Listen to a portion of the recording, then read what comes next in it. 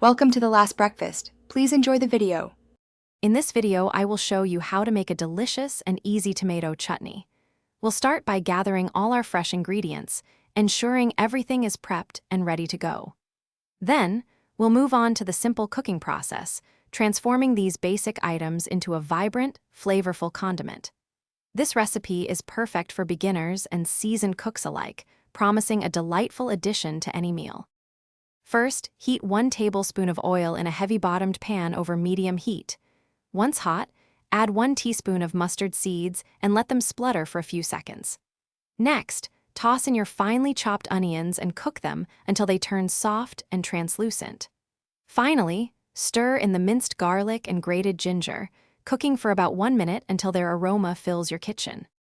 Hey everyone, if you're finding this video helpful, please hit that like button and subscribe for more easy recipes. And speaking of staying cool in the kitchen, a quick recommendation. Stay hydrated with an Eau à la water bottle.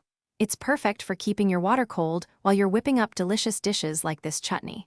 Check the description below for the link and other fantastic deals. Now let's get back to the video.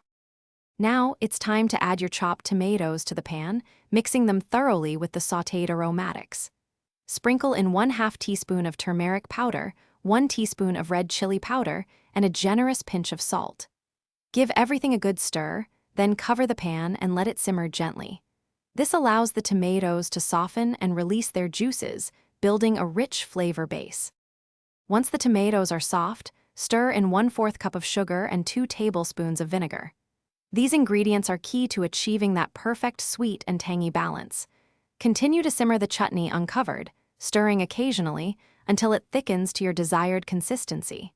Remember, chutney thickens more as it cools. Taste and adjust the seasonings, adding more salt or a dash of spice if you like. Thanks for watching. If this was helpful, leave a like and consider subscribing. See you next time.